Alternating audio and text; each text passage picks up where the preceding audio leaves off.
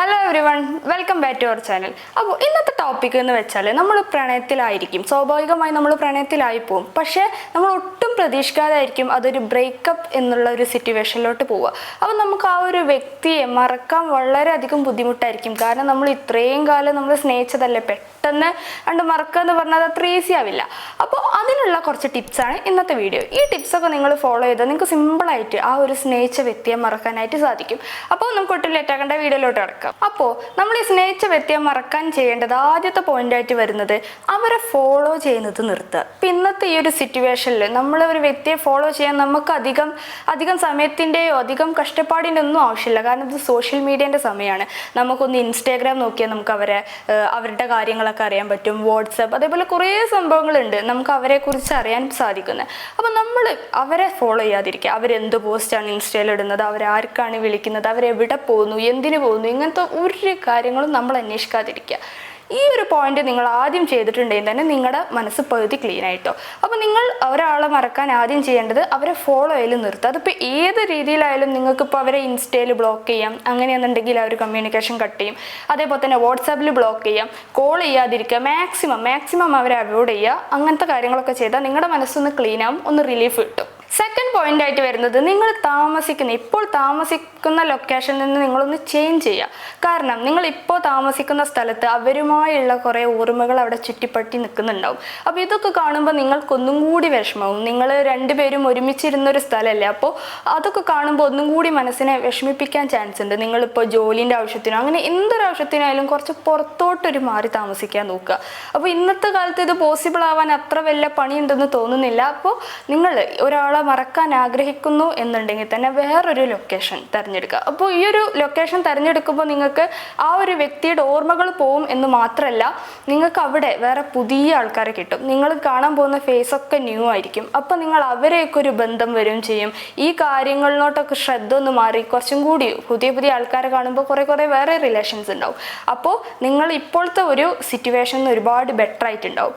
അപ്പോൾ നിങ്ങൾ രണ്ടാമതായിട്ട് ചെയ്യേണ്ട കാര്യമാണ് ലൊക്കേഷൻ ഒന്ന് ചേഞ്ച് ചെയ്യുക എന്നുള്ളത്. മൂന്നാമത്തെ പോയിന്റ് ആയിട്ട് വരുന്നത് നമ്മൾ ഈ പ്രണയത്തിലായിരിക്കുമ്പോൾ ആ വ്യക്തി നമ്മൾ അങ്ങോട്ടും ആ വ്യക്തി ഇങ്ങോട്ടും ഒരുപാട് ഗിഫ്റ്റ്സ് ഒക്കെ കൊടുക്കും. ഈ വാലന്റൈൻസ് ഡേ അങ്ങനത്തെ ഒരുപാട് സംഭവത്തിന് ഗിഫ്റ്റ് അങ്ങോട്ടും ഇങ്ങോട്ടൊക്കെ കൊടുക്കും. അപ്പോൾ നിങ്ങളുടെ കയ്യിൽ അങ്ങനത്തെ എന്തെങ്കിലും ഗിഫ്റ്റോ കാര്യങ്ങളോ ഒക്കെ ഉണ്ടെന്നുണ്ടെങ്കിൽ അത് നശിപ്പിച്ച് കളയുക. അത് എന്നേക്കുമായിട്ട് നിങ്ങളുടെ ആ ഒരു ലൈഫിൽ നിന്ന് ആ ഒരു ഗിഫ്റ്റ് ഇല്ലാതാക്കുക.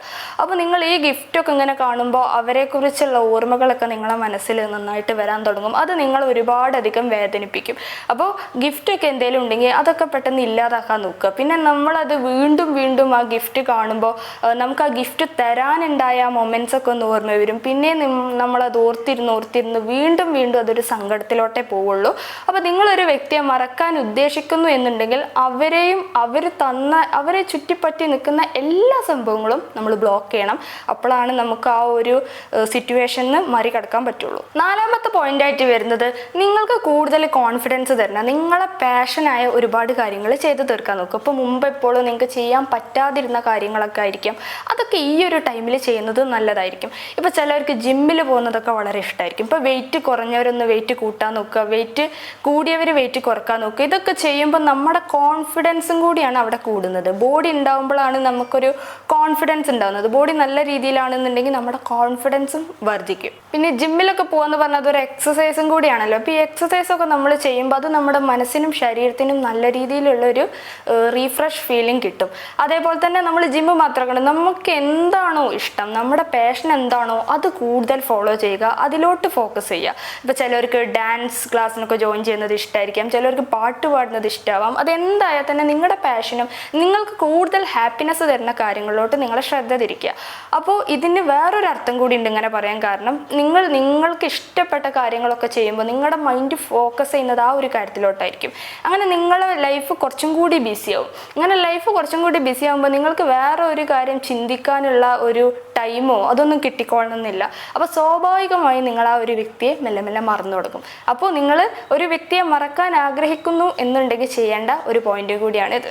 അടുത്ത പോയിന്റായിട്ട് വരുന്നത് നിങ്ങൾക്ക് ഇഷ്ടപ്പെട്ട ഭക്ഷണം നിങ്ങൾ നല്ലോണം കഴിക്കുക എന്നുള്ളതാണ്. എന്ന് വെച്ചാൽ നല്ല ഹെൽത്തി ആയിട്ടുള്ള ഭക്ഷണങ്ങളായിരിക്കണം കേട്ടോ.